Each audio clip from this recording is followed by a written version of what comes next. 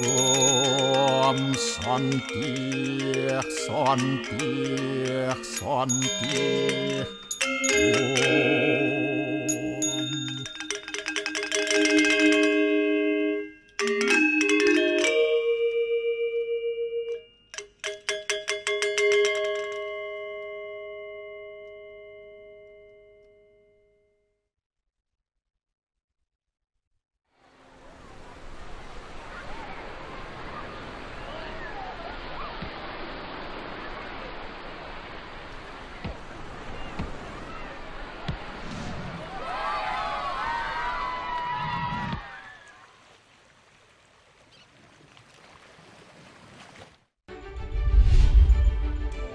Berbagai macam perang di Pulau Dewata sebagai upaya pelestarian tradisi dalam Bali Story.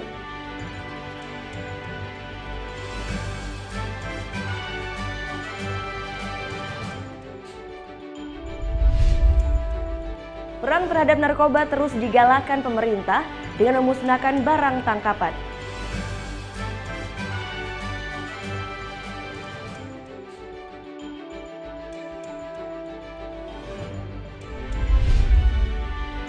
Jaga stabilitas keamanan Pulau Dewata, Kapolda Bali Irjen Pol Petrus Golose bertatap muka dengan ratusan pecalang.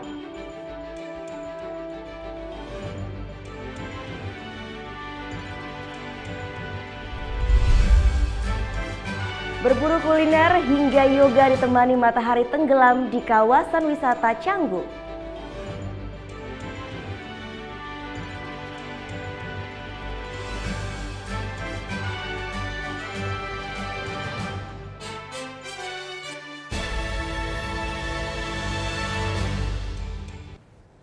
Om Swastiastu. Halo, selamat pagi pemirsa, Net Bali kembali hadir menyapa Anda. Pagi ini tentunya kami akan bawakan berita menarik dan inspiratif, semuanya kami rangkum hanya di Net Bali. Yang mengawali informasi pagi ini, perang selalu identik dengan senjata yang dapat melukai atau membunuh lawan.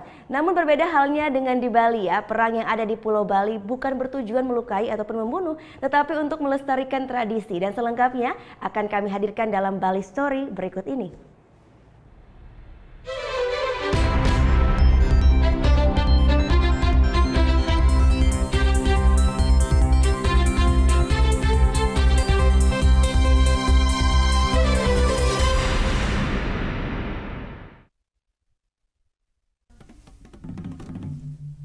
Walaupun dikatakan manusia sebagai makhluk yang sempurna dan berbudi pekerti, namun hingga saat ini perang antar umat manusia masih tetap berlangsung di beberapa belahan dunia.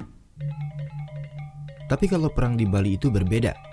Di Bali, perang yang dimaksud bukan perang sungguhan, namun perang yang terdapat dalam tradisi mereka. Nah, di Bali hingga saat ini masih berlangsung beberapa tradisi yang cukup unik. Masing-masing tradisi mempunyai keunikan dari senjata perang yang digunakan.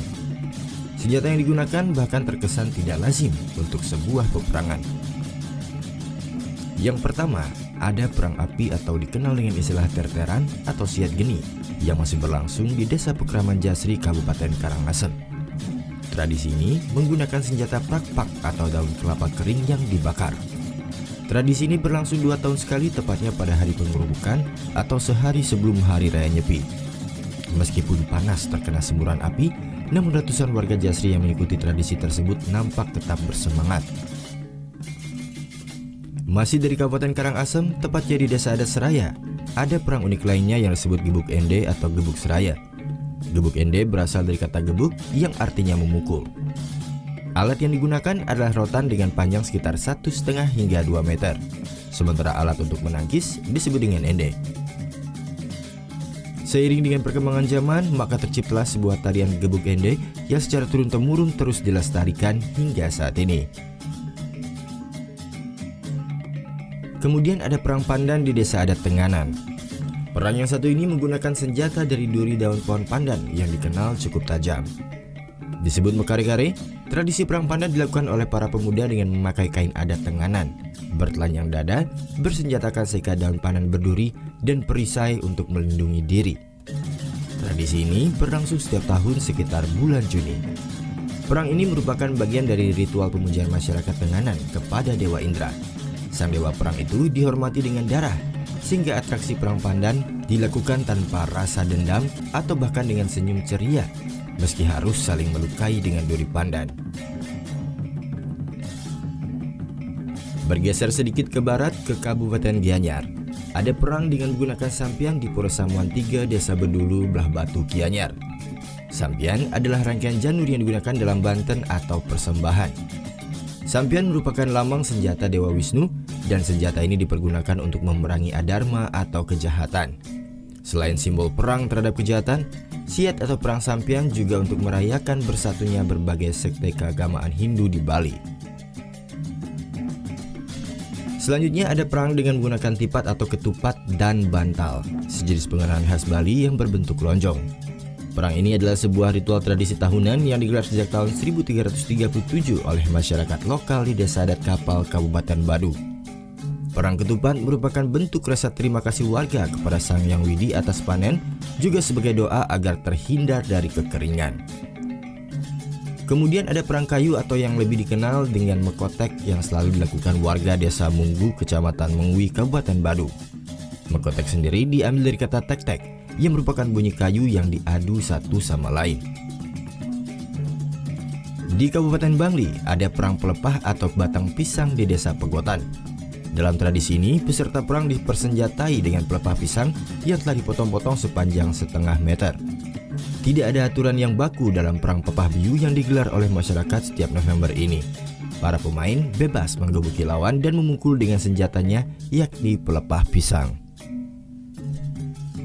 Di Klungkung, tepatnya di Banjar Timbrah, Desa Pakse, Bali, ada perang menggunakan sarana jempana. Jempana merupakan sarana yang digunakan oleh umat Hindu Bali untuk membawa atau mengusung benda-benda sakral seperti pratima. Tradisi perang jempana rutin dilakukan setiap 210 hari sekali, yaitu setiap hari Tumpek Kuningan. Perang dipercaya sebagai ritual cengkrama para dewa yang dilaksanakan saat perayaan Hari Raya Kuningan.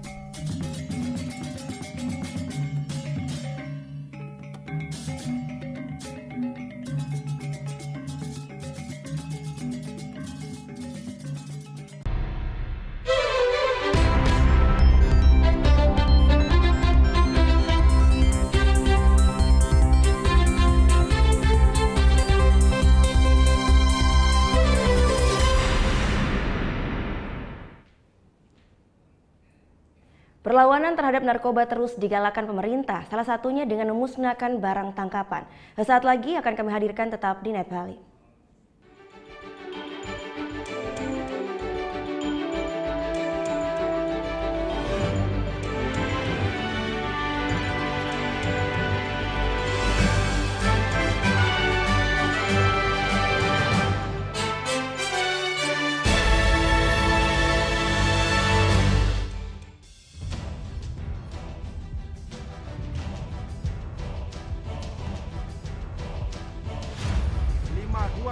Peringatan bahaya permukaan merah.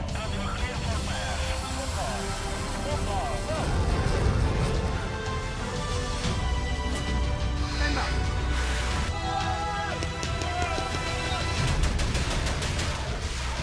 Garuda, setiap Sabtu jam 2 siang, hanya di Net.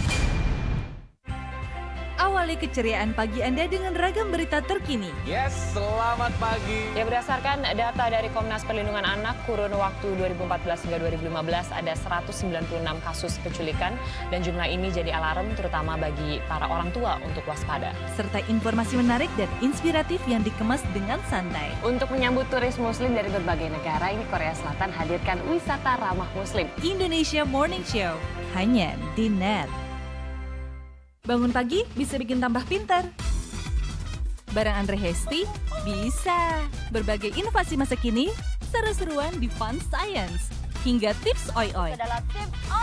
Pagi-pagi hanya di Net.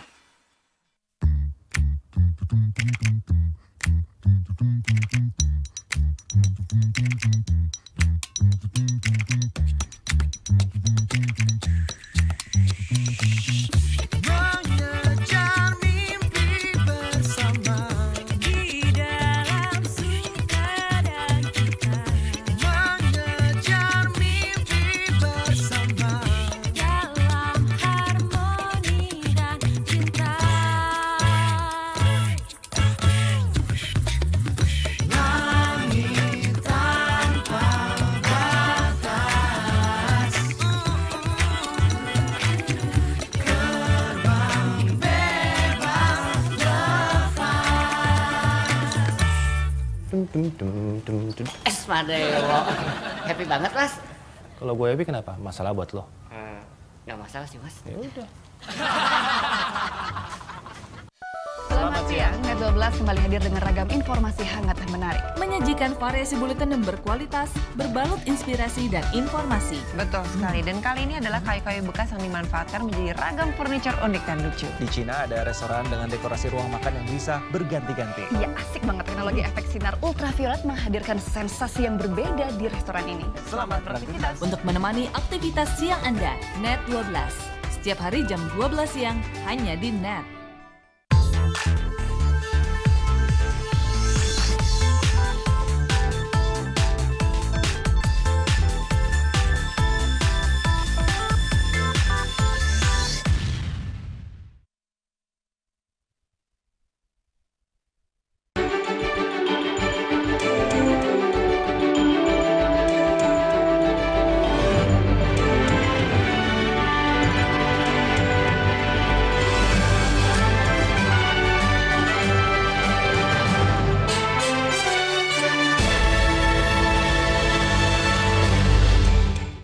Anda kembali menyaksikan Net Bali. Informasi dari Kalimantan Utara. Sebuah speedboat oleng dan tenggelam di perairan Tarakan. 10 penumpang tewas dan 19 orang masih dalam pencarian. Menggunakan sejumlah kapal, tim SAR gabungan dan warga mengevakuasi speedboat atau perahu cepat bernama Lambung Rejeki Baru Karisma kembali ke Pelabuhan Tengkayu Tarakan Selasa siang. 22 orang berhasil diselamatkan. 2 diantaranya merupakan wisatawan asal Jerman. Sementara 10 korban ditemukan dalam kondisi tewas, 19 lainnya masih hilang. Hingga Selasa sore, pencarian korban hilang masih terus berlangsung. Pencarian akan dilaksanakan terus sampai korban ditemukan karena posisi kapal saat ini adalah masih bergerak atau di terbawa arus. Dimaksimalkan untuk seluruh korban dapat ditemukan seluruhnya. Speedboat Rejeki Baru Karisma tenggelam Selasa sekitar pukul 10 pagi waktu Indonesia Tengah. Kapal dengan tujuan Tanjung Selor, Kabupaten Bulungan ini karam kurang lebih 1 km atau 10 menit setelah meninggalkan pelabuhan. Sebelum karam, kapal sempat oleng dan kemudian terbalik. Diduga nahkoda berusaha melawan arus gelombang yang cukup besar. Petugas masih selidiki penyebab pasti insiden ini. Saat kejadian, speedboat mengangkut 48 penumpang dan 3 ABK. Awaludin Jalil melaporkan untuk Net.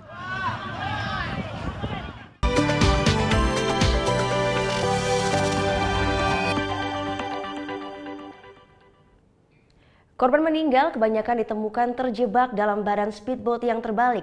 Sementara 1 anak buah kapal saat ini masih jalani pemeriksaan. 10 korban tewas dalam kecelakaan perahu cepat Rejeki Baru Karisma Selasa siang di Tarakan terdiri dari 4 laki-laki, 5 perempuan dan 1 balita perempuan yang diperkirakan berusia 1 tahun. Korban meninggal kebanyakan ditemukan terjebak dalam badan speedboat yang terbalik. Sementara belasan korban lainnya masih dalam pencarian oleh tim SAR. 12 unit mobil ambulans dari sejumlah rumah sakit disiagakan di Pelabuhan SDF Tarakan. Jam 10-an mau berangkat. Berapa menit dari berangkatnya kira? Pas mau berangkat? Lewat 10 menit, 15 menitan lah. Apa? 15 menitan lah. Karena dekat sini aja dia. Oh, dekat dia. Berapa penumpang kira tadi dia? Hah? Berapa penumpang dia naiknya tuh? Kayak yang tadi yang meninggal 2. Tapi yang naik sudah banyak. Karena di jembatan sudah naik kan. Sementara itu, kapal cepat telah diamankan ke pantai kawasan Jembatan Besi, Tarakan Timur. Menurut kesaksian penumpang, nahkoda banting setir ke kanan dan kiri, lalu kapal cepat terbalik 10 menit setelah berangkat dari pelabuhan.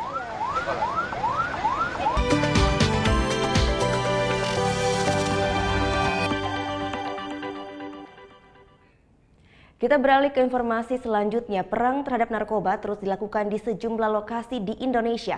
Di Jakarta, 18 kg sabu dari Cina disita dari beberapa penangkapan. Sedangkan di Denpasar, Bali, BNN memusnahkan 9.500 butir ekstasi hasil penangkapan jaringan antar pulau. Badan Narkotika Nasional berhasil mengamankan 18 kg sabu dari Cina hasil dari beberapa penangkapan di sejumlah kota besar di Indonesia. Dari penangkapan terakhir di Batam Kamis lalu, polisi mengamankan seorang tersangka pengedar dengan barang bukti 10 kg sabu. Penangkapan ini adalah pengembangan dari sejumlah penangkapan lain dengan modus serupa. 8 orang tersangka yang sudah lebih dulu diamankan ditangkap di beberapa bandara di Indonesia. Semuanya membawa sabu asal Cina melalui Malaysia. Ini juga melibatkan jaringan Malaysia. Karena barang ini masuknya dari Malaysia. Ya, pasti timbul pertanyaan rekan-rekan, kenapa sih Pak kok Malaysia terus, padahal kan ada kerjasama. Mereka selalu berkelit dengan kewenangan aturan negaranya. Ya, jadi kalau sabu datangnya dari Malaysia, untuk mana Indonesia ya didorong. Para tersangka dijerat undang-undang tentang peredaran narkotika dengan ancaman hukuman mati.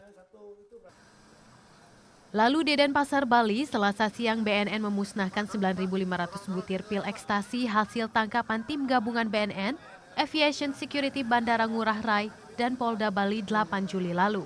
Dari tangan 2 tersangka, polisi mengamankan 4 kantong pil ekstasi asal Sumatera yang akan diedarkan di Bali.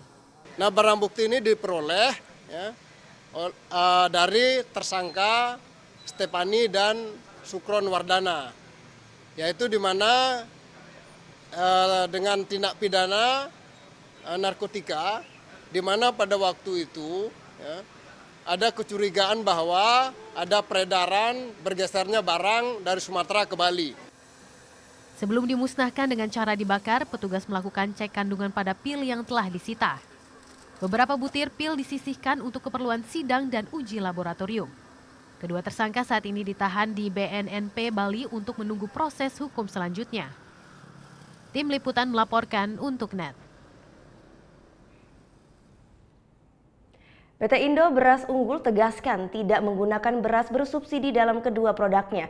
Sementara Kapolri menjelaskan kasus hukum yang menjerat PT IBU terkait 2 dugaan pelanggaran. PT Tiga Pilar Sejahtera Food bersama anak perusahaannya PT Indo Beras Unggul membantah gunakan beras bersubsidi pada produksi beras berlabel cap ayam jago dan maknyus. PT Indo Beras Unggul menyatakan selama ini membeli gabah secara langsung dari petani. Subsidi input sudah selesai masalahnya pada saat subsidi itu diberikan kepada petani. IR64 itu tidak ada urusannya dengan subsidi lagi ya. IR64 itu tidak ada urusannya lagi dengan medium. Kriteria medium premium itu adalah berdasarkan parameter risik. Usai menghadiri Prasetya Perwira 2017 di Istana Merdeka, Kapolri jelaskan 2 dugaan pelanggaran PT IBU, yaitu pelanggaran distribusi dan pelanggaran Undang-Undang Konsumen terkait penetapan harga. Yang dimaksud dengan subsidi menurut Menteri Pertanian, nanti tanya sendiri, itu adalah sektor produksinya yang disubsidi. Pupuknya disubsidi, benihnya disubsidi. Kita melihat ada dugaan karena beras yang dibeli inilah beras dari para petani yang mendapatkan subsidi benih, subsidi pupuk dan lain-lain. Tanggapi hal ini, Menteri Pertanian meminta kasus hukum tidak dicampur adukan dengan produksi pangan. Karena masalah hukum serahkan ke penegakan hukum. Masalah PT IBU itu bukan domain kita. Kemudian masalah supply chain tata niaga ini kita ingin tangani bersama oleh Satgas Pangan. Saya senang kalau beli tinggi, jangan jual mahal. Ya, tegas. Alhamdulillah kepada petani. Jangan jual tinggi, jangan untung 200%. Sebelumnya tim Satuan Tugas Pangan sidak di gudang beras milik PT Indo Beras Unggul di Kerawang, Bekasi. Dalam sidak, tim Satgas menuduh PT Indo Beras Unggul mengoplos beras untuk dijual dengan harga tinggi. Perusahaan itu juga dituduh menimbun beras. Dampak penggerebegan, penjualan beras berlabel cap ayam jago dan maknyus turun drastis. Harga saham emiten retail PT Tiga Pilar Sejahtera Food Tbk juga anjlok pasca penggerebegan. Tim Liputan melaporkan untuk NET. Anomali cuaca diduga jadi faktor utama kelangkaan garam. Agar tetap bisa panen, para petani garam di Rembang, Jawa Tengah gunakan metode terpal. Meski kuantitas dan kualitas garam turun, harga jualnya justru naik hingga 3 kali lipat. Sejak awal Juni lalu, beberapa daerah di Pulau Jawa telah memasuki musim kemarau. Berbeda dengan wilayah Kaliori, Rembang, Jawa Tengah, cuacanya tidak menentu. Kadang panas terik, namun sesekali turun hujan. Kondisi ini membuat para petani garam resah. Pasalnya, musim kemarau basah seperti sekarang berpengaruh besar pada hasil panen garam. Saat hujan, proses pengkristalan garam harus mulai dari awal lagi. Ya, pengaruhnya itu hujan. Pembuatannya apakah susah atau? Ya malah lebih susah lagi. Wong tanahnya nih tanah masih nom. Terus kena hujan. Lebih sulit ya, Pak? Sulit. Menyiasati situasi ini, para petani terapkan metode penggunaan terpal.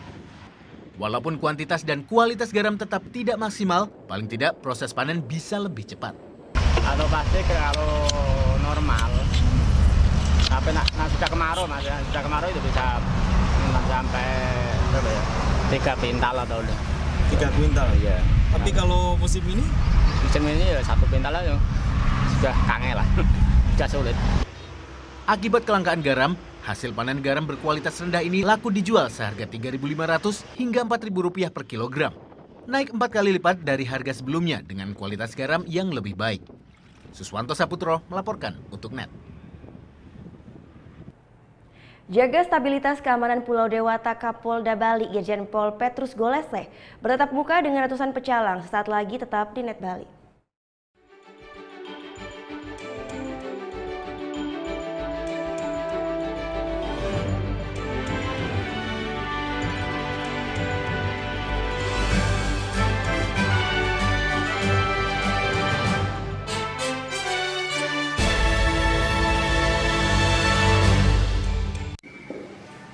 Bagaimana anak-anak?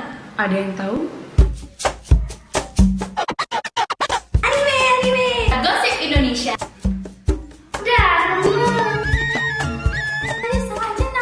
Meresahkan warga Indonesia. Oh, so sweet. Top chart music minggu ini.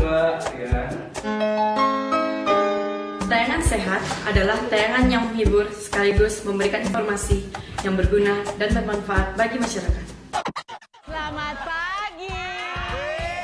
In here, aku harus menempatkan seorang personal assistant. Where did you work before? Oh yes, of course. Yes. Selamat datang di dunia syuting pagi hari.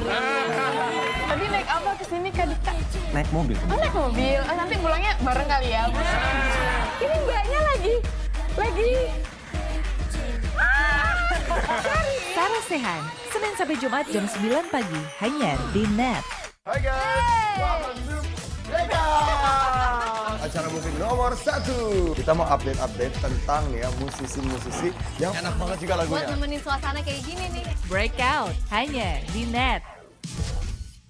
Seorang wanita cantik yang tinggal di Jepang 1 bulan. Belum. Go. Kenapa sih nggak punya pacar tuh kenapa? Iya nih, lagi jomblo. Sama dong. Buset. Kayak kacakan banyak yang berhubung. Mereka terlalu lucu untuk dilewatkan. Masa? Obrolannya terlalu seru untuk diabaikan. Nang kebetulan juga usaha. Nggak ditanya. Ya nggak apa-apa. Yang terheboh ada di sini. Semua yang terbaik hanya untuk Anda. Betul. Nanya dulu. Siapa yang nanya? Best of ini talk show.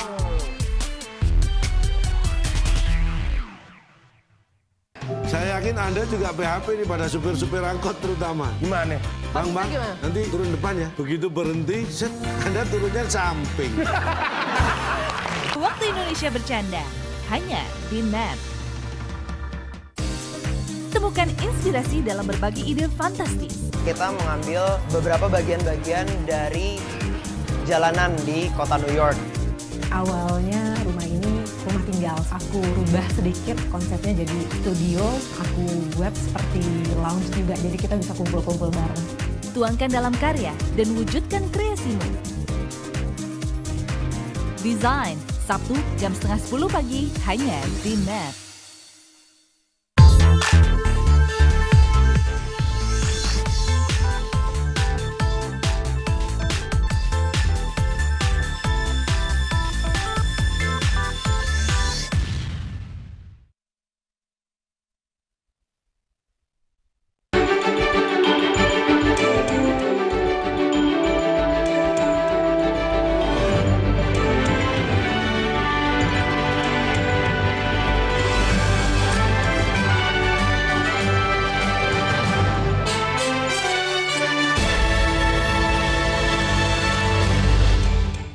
Jaga stabilitas keamanan Pulau Dewata, Kapolda Bali Irjen Pol Petrus Golose bertatap muka dengan 740 pecalang dari seluruh wilayah Bali, ya untuk bersinergi dengan kepolisian. Bertempat di Gereja Lembah Pujian Denpasar, Kapolda Bali selenggarakan acara tatap muka dengan pecalang se-Bali. Sebanyak 740 pecalang dari berbagai wilayah hadir di acara ini. Karena dianggap sebagai warga lokal yang cukup mempunyai peranan penting dalam menjaga keamanan di wilayah desa adat, pecalang merupakan komponen penting yang harus bersinergi dengan polisi untuk menjaga Kamtibmas. Dihadiri para jajaran Polda dan MUDP Bali, berbagai arahan terkait wawasan kebangsaan diberikan langsung oleh Kapolda untuk dijadikan pedoman kerja bagi pecalang. Beberapa program yang ditetapkan menjadi prioritas pun disampaikan. Para pecalang di seluruh Bali itu ada 45.000. Ini kita berdayakan dalam rangka turut serta menjaga keamanan Bali, bekerja sama dengan Polri, khususnya jajaran Polda Bali. Tadi sudah disampaikan tentang program prioritas yang dikerjakan oleh jajaran Polda Bali. Yang pertama, pemberantasan terhadap narkotika, kemudian yang kedua, pemberantasan terhadap premanisme. Kemudian yang ketiga tentang terorisme. Kemudian yang keempat tentang membangun kebersamaan dalam rangka menjaga keamanan seluruh Bali. Karena katanya, jadi beliau tadi sengaja bilang anak buah. Tak hanya itu saja, pada acara tatap muka ini Kapolda Bali Irjen Pol Petrus Reinhard Golose juga mengusulkan adanya pembentukan pecalang wanita. Hal ini pun mendapat tanggapan positif dari Ketua Majelis Utama Desa Pakraman atau MUDP Bali. Mendukung dan sudah ada di Jembrane, Tabanan sudah ada itu istri, kerama istri yang ada di Desa Pakraman sudah berani melakukan terobosan, melakukan tugas-tugas pecalang perempuan. Itu apalagi sekarang Pak Kapolda sudah sangat mendukung juga, dan beliau juga berjanji akan membantu kita dalam rangka memberikan pelatihan-pelatihan terhadap pecalang supaya benar-benar pecalang itu dapat dan mampu melaksanakan tugas secara profesional di bidang. Indonesia darurat narkoba. Memang pada acara ini Kapolda Bali juga memberikan penghargaan kepada 2 pecalang dari Kabupaten Tabanan atas kerja kerasnya dalam membantu polisi menggagalkan aksi pencurian. Farazenvia Deopriana melaporkan untuk NET.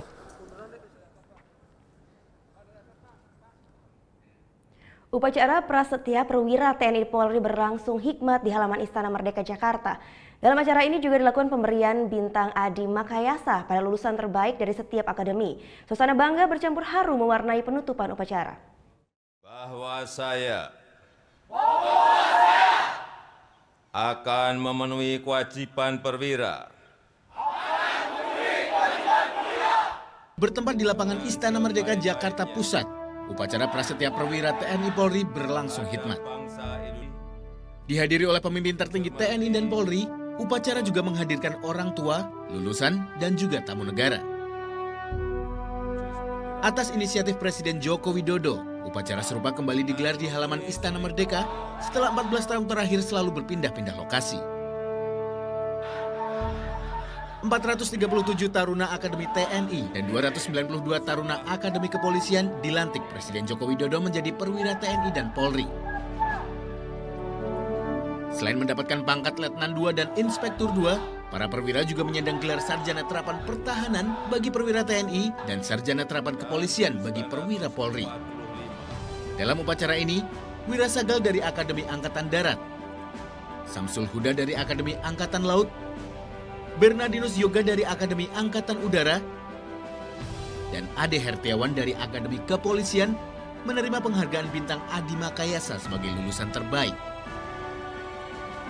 Setelah foto bersama, acara ditutup dengan tradisi tiap akademi, salah satunya melempar topi ke udara tanda tamat belajar di akademi.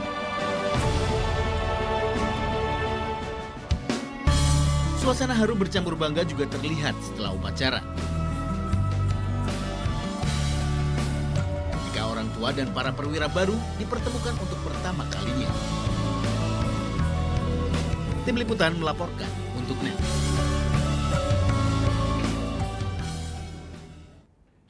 Presiden Joko Widodo berikan penghargaan Adi Makayasa kepada 4 perwira terbaik TNI Polri dalam acara pelantikan Taruna-Taruni TNI Polri di halaman Istana Merdeka. Keempat perwira berjanji untuk menjaga soliditas TNI Polri untuk menghadapi tantangan global. Menerima bintang Adi Makayasa dalam upacara Prasetya Perwira TNI Polri 2017, keempat orang ini adalah lulusan terbaik dari masing-masing akademi. Mampu tunjukkan prestasi akademis, jasmani, dan mental yang seimbang, penghargaan diberikan langsung oleh Presiden Joko Widodo. Hadapi tantangan global, keempatnya berjanji untuk menjaga soliditas TNI dan Polri. Berpegang teguh pada Pancasila dan Undang-Undang Dasar Negara Republik Indonesia tahun 1945. Untuk harapan ke depannya, kami semua mengharapkan bahwa TNI dan Polri semakin solid, semakin kuat, dicintai masyarakat dan berdiri bersama masyarakat. Sinergi TNI dan Polri penting bagi kelangsungan bangsa. Panglima TNI tekankan untuk setia melindungi dan melayani rakyat Indonesia. Yang di permukaan beda dengan yang di bawah permukaan. Kemudian teknologi juga. Nah, makanya mereka tidak ada kata lain, harus selalu belajar dari kehidupan, belajar semuanya sehingga mereka tidak ketinggalan. Harus cepat. Dan selanjutnya mereka harus bersama-sama rakyat, dekat dengan rakyat, melindungi rakyat.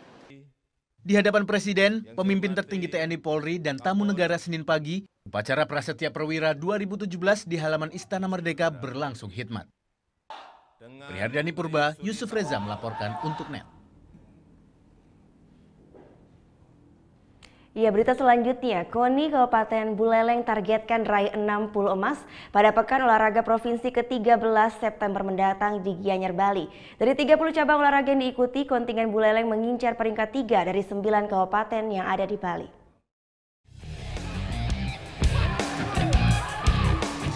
Untuk mempersiapkan kematangan tim Porprov Bali ke-13 di Kabupaten Gianyar pada bulan September 2017 mendatang, sejumlah cabur di Buleleng telah memasuki masa sentralisasi. Dari 32 cabang olahraga yang dipertandingkan dan dilombakan, Kabupaten Buleleng mengikuti sebanyak 30 cabang olahraga. KONI Buleleng menargetkan 60 medali emas, 50 perak, dan 80 medali perunggu. Target menempati peringkat 3 dari 9 kabupaten dan kota ini telah disepakati oleh seluruh Pemkab cabang olahraga. Ketua KONI Buleleng Nyoman Artawidnyana menjelaskan target peningkatan raihan medali pada Porprov Bali ke-13 ini sangat realistis. Ini dikarenakan telah disepakati oleh seluruh Pemkab cabang olahraga bahwa akan berusaha meningkatkan raihan medali emas maupun perak pada Porprov ke-13 mendatang. Kesepakatan kita dengan seluruh Pemkab bahwa target Porprov kita di Porprov Bali ke-13 tahun 2017 ini kita berharap bisa meraih 66 medali emas, 50 perak, dan 80 perunggu. Mudah-mudahan itu bisa dicapai dengan tetap target kita di peringkat 3 karena memang kita harus realistis, kita masih ada di bawah Badung dan Denpasar. Guna menyasar peningkatan perolehan medali emas, Pemkab Buleleng menggelontorkan dana hibah sebesar 16,9 miliar. Pada Porprov ke-12 yang digelar di Kabupaten Buleleng tahun 2015 silam, Buleleng menempati peringkat ketiga dengan raihan medali 49 medali emas, 59 perak, dan 95 medali perunggu. Pemimpin puncak pada Porprov ke-12 silam adalah Kabupaten Badung dan Kota Denpasar pada peringkat kedua. Putu Wijana melaporkan untuk NET.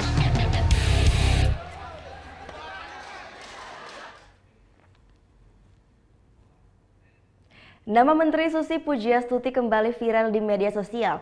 Bukan karena terobosan barunya di Kementerian Kelautan dan Perikanan, tapi karena lincahnya berjoget di atas dek. Nah, bahkan netizen nih menyamakan joget Menteri Susi mirip dengan Gal Gadot hingga Baby Groot.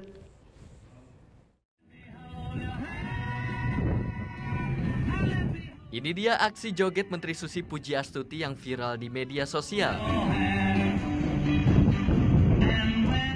Diiringi lagu I Won't Hold Your Hand milik The Beatles, Susi lincah menari di atas dek kapal tanpa mengenakan alas kaki.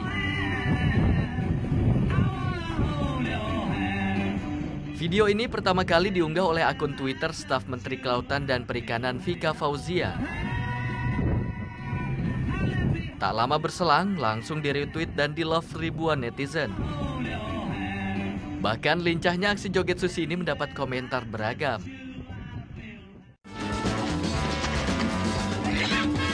Netizen ada yang menyebut joget Susi mirip aksi pemeran film Wonder Woman Gal Gadot.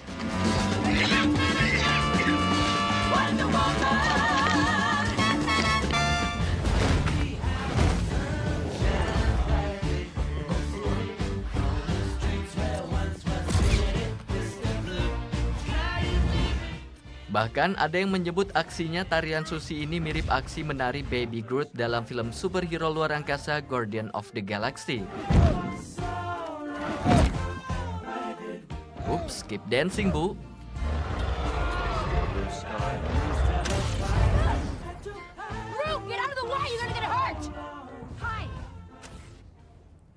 Susi Pujiastuti memang selalu mengundang perhatian. Kebijakan maupun aksi-aksinya selalu nyentrik ya. Dan nggak pernah dilakukan oleh menteri-menteri lainnya. Nah, kami pun merangkum aksi-aksi Menteri Susi. Seperti apa? Ini dia. Dikenal nyentrik dan unik, inilah sosok Menteri Kelautan dan Perikanan Susi Pujiastuti yang selalu mengundang perhatian. Sebelum aksi joget Susi ramai jadi perbincangan, Susi berpose crowd surfing bersama karyawan Kementerian Kelautan dan Perikanan di atas KM Kelut. Foto diunggah di akun Twitter stafnya yang bernama Vika. Dan Mei 2016 lalu prihatin dengan kondisi hiu paus yang terluka akibat pengunjung tidak bertanggung jawab. Dengan berani, Susi mengecek langsung kondisi makhluk pemakan plankton di Pantai Botubarani. Kabupaten Bone Balango, Gorontalo ini awalnya hanya menyentuh saja, namun tak puas jika tak menyemplung langsung dan berenang dekat bersama hiu paus ini. Tak hanya lihai berenang, Susi juga pandai bermain kano. Maret lalu saat mengunjungi kota Kolaka di Sulawesi Tenggara, Susi sempatkan mengunjungi Pulau Padamarang. Kagum akan kondisi lautnya, ia pun memanfaatkannya dengan bermain kano. Tak hanya itu saja, ia juga ngopi loh di atas kano sambil menikmati hamparan laut yang indah. Saat mengunjungi pelabuhan Tanjung Batu Berau, Menteri Susi menunggang motor sendiri, bukan motor metik atau bebek, melainkan motor sport. Dan bukan sekedar cari sensasi, Susi bahkan mengendarai motor ini hingga jarak 35 km. Sontak aksinya ini viral di media sosial karena menurut warga baru kali ini ada menteri perempuan yang menumpang motor saat kunjungan kerja. Berburu kuliner hingga yoga ditemani matahari tenggelam di kawasan wisata Canggu. Sesaat lagi akan kami hadirkan, tetap di Net Bali.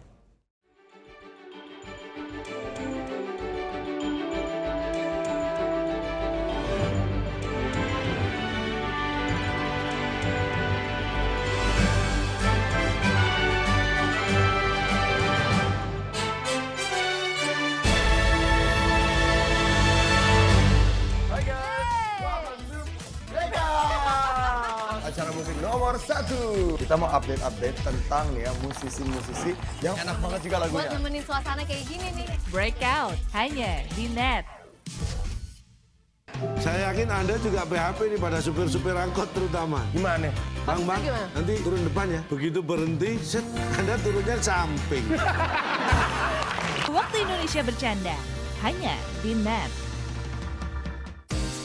Temukan inspirasi dalam berbagi ide fantastis. Kita mengambil beberapa bagian-bagian dari jalanan di kota New York. Awalnya rumah ini rumah tinggal. Aku rubah sedikit konsepnya jadi studio. Aku buat seperti lounge juga, jadi kita bisa kumpul-kumpul bareng. Tuangkan dalam karya dan wujudkan kreasimu. Desain, Sabtu jam 9:30 pagi hanya di Net.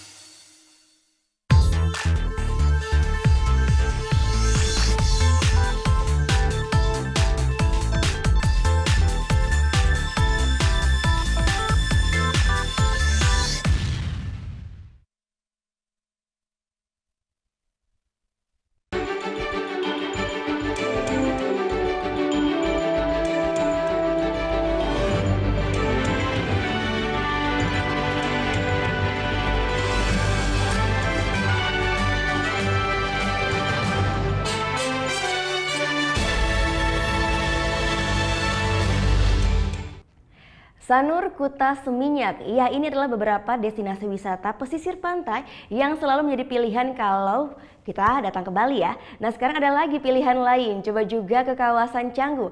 Tak hanya pantai, kita pun bisa wisata kuliner dan juga beryoga ditemani matahari tenggelam. Menikmati pesona pantai Batu Bolong, mencoba masakan khas negara Kuba hingga bersunset yoga. Inilah pengalaman wisata yang ditawarkan kawasan wisata Canggu Bali. Destinasi wisata di Bali memang selalu identik dengan kawasan Kuta, Sanur, juga Seminyak. Tapi beberapa tahun terakhir tujuan wisatawan mulai bergerak ke barat, tepatnya ke Canggu. Berjarak hanya 20 menit saja dari Seminyak, kita sudah sampai di pesisir pantai yang memanjang hingga 8 km ini. Nah, Salah satu pantai yang terkenal di Canggu adalah Pantai Batu Bolong, tempat pertama yang saya akan kunjungi hari ini.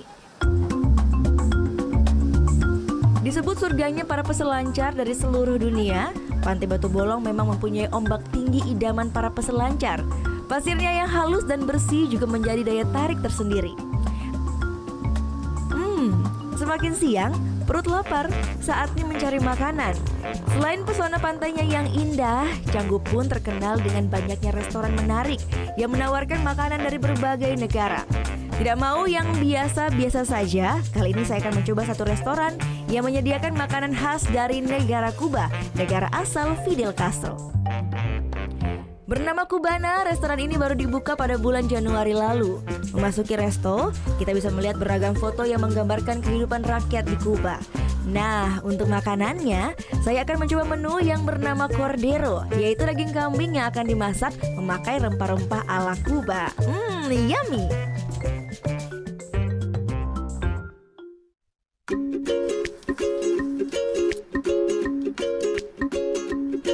Cara memasak daging ini pun sangat spesial. Daging kambing akan dicampur dengan beragam rempah seperti bubuk paprika, cumin, daun rosemary, dan juga thyme segar. Rempah yang membawa cita rasa asli khas Kuba, dan semua rempah ini pun bisa kita temukan di Indonesia. Ternyata di Indonesia juga kita punya dan memiliki karakter dari herb and spices yang mereka punya di sana. Contoh halnya di sana ada yang namanya ciri khas dengan menggunakan paprika powder, jadi which is kita juga di sini ada cumin atau disebut kita dengan istilah lain dengan curry powder. Jadi semua itu saya kombinasikan dalam settingan konsep makanan yang saya buatkan di sini.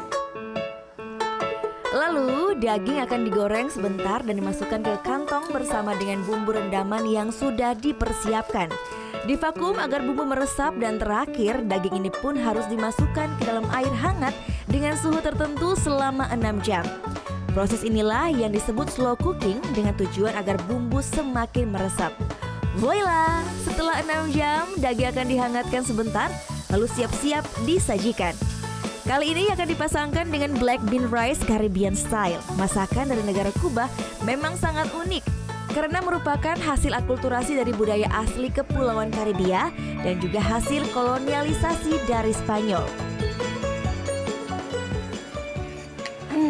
Ini enak banget. Karena tadi melalui proses memasak selama 6 jam dengan slow cooking, jadinya memang dagingnya itu lembut banget, tapi tidak merubah teksturnya. Sama memang bumbunya menjadi sangat meresap, apalagi rasa rempah ala Kubanya itu berasa banget. Tak hanya Cordero saja yang bisa kita coba, banyak pula menu memikat lainnya, seperti salad ensalada hingga beragam minuman dari buah-buahan tropikal. Definitely. Yeah, the flavors are amazing. You don't get those flavors in Australia. So, yeah, congratulations. I think we've had 3 meals here and they've all been very good. Even though there are a lot of options around, there's lots of good restaurants up and down the street, which we've eaten in before on previous times we've been here, but we like it here. Hari sudah semakin sore, rasanya kurang lengkap kalau saya tidak menikmati sunset di kawasan Canggu. Apalagi memang daerah ini terkenal dengan pemandangan matahari terbenamnya yang sangat indah. Tapi melihat sunsetnya dengan cara yang berbeda dong. Yap, bersunset yoga. Semilir angin pantai dan birunya langit, juga pemandangan matahari tenggelam menemani saya berhatha yoga. Pilihan yoga yang tepat untuk para pemula seperti saya. Nah, itu dia, untuk mengakhiri hari di Canggu tentu saja yoga menjadi pilihan yang sangat tepat. Selain merilekskan badan, juga bisa membuat pikiran semakin santai. Lengkaplah sudah pengalaman saya 1 hari liburan di kawasan Canggu, Bali. Gita Natalia, Andi Setiawan, melaporkan untuk NET.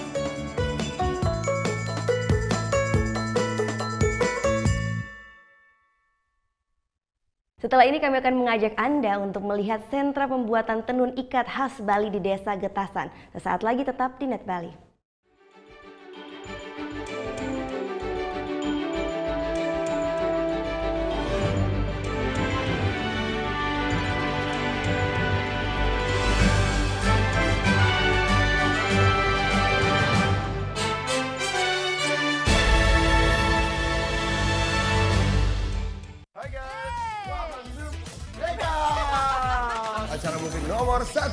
kita mau update tentang nih ya musisi-musisi yang enak banget juga lagunya. Buat nemenin suasana kayak gini nih. Breakout hanya di Net. Saya yakin Anda juga PHP nih pada supir-supir angkot terutama. Gimana? Bang, nanti turun depan ya. Begitu berhenti, set, Anda turunnya samping. Waktu Indonesia bercanda hanya di Net. Temukan inspirasi dalam berbagi ide fantastis. Kita mengambil beberapa bagian-bagian dari jalanan di kota New York. Awalnya rumah ini rumah tinggal. Aku rubah sedikit konsepnya jadi studio. Aku buat seperti lounge juga, jadi kita bisa kumpul-kumpul bareng. Tuangkan dalam karya dan wujudkan kreasimu. Desain, Sabtu jam 9:30 pagi hanya di Net. Bangun pagi bisa bikin tambah pintar. Bareng Andre Hesti bisa. Berbagai inovasi masa kini, seru-seruan di Fun Science. Hingga tips oi-oi. Pagi-pagi hanya di Net.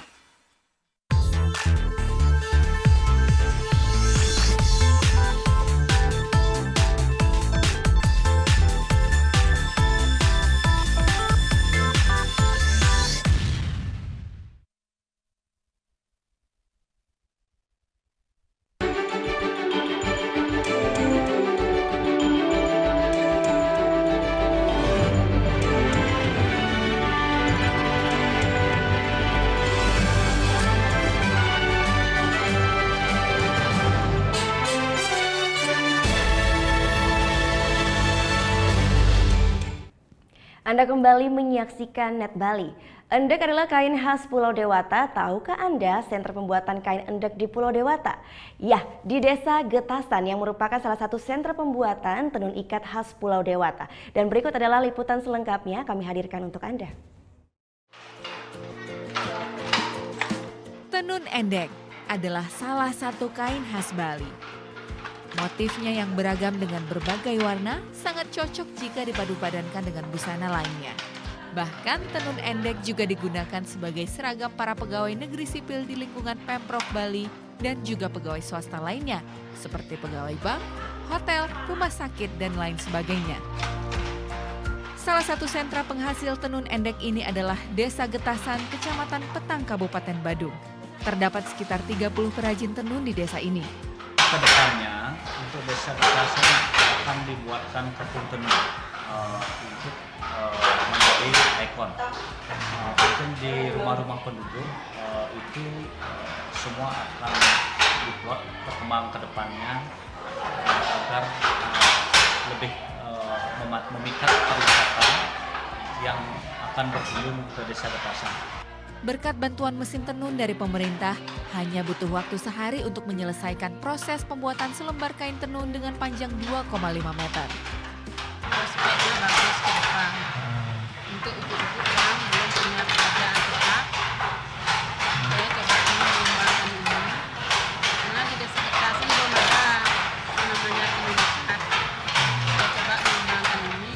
Saat ini kain tenun produksi Desa Getasan baru satu macam dengan motif bunga Kamboja yang juga merupakan maskot dari pemerintah Kabupaten Badung. Selembar kain tenun motif Kamboja ini dijual dengan harga Rp300.000. Surya Sanjaya melaporkan untuk Net.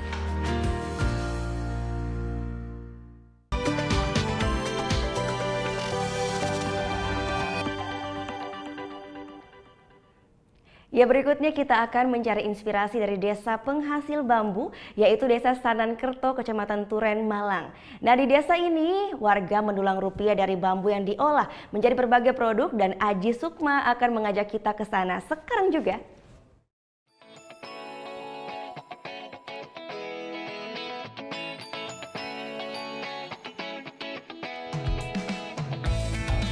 Beginilah kesibukan warga Desa Sanankerto, Kabupaten Malang sehari-hari.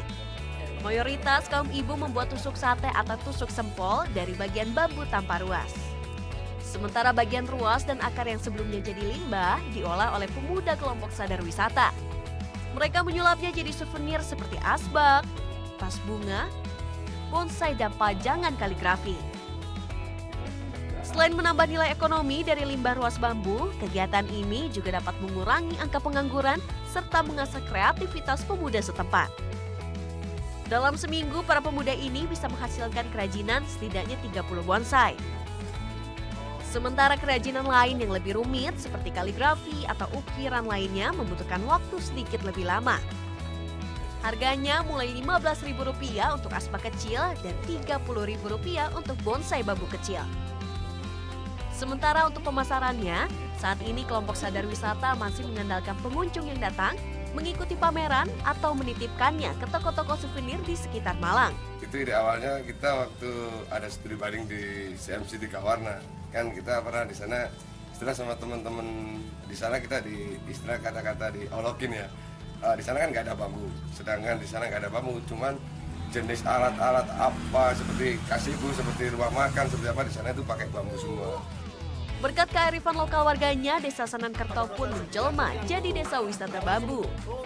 Nggak heran karena desa ini punya hutan seluas 25 hektar dengan puluhan jenis bambu. Seperti bambu petung, bambu apus, bambu mulung, bambu kuning, dan bambu pagar.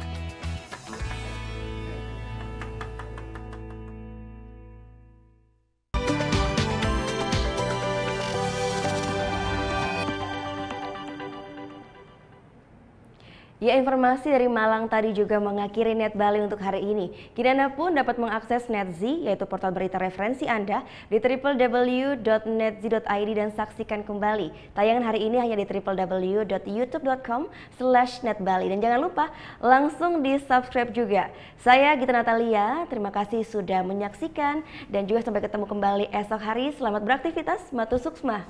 Om Santi, Santi, Santi Om.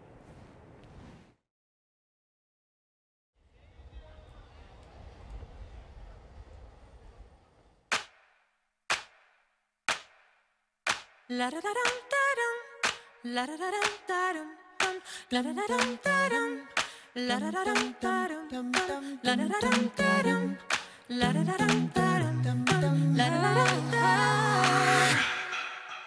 We're 1,000 miles from comfort. We have traveled land and sea, but as long as you are with me, there's no place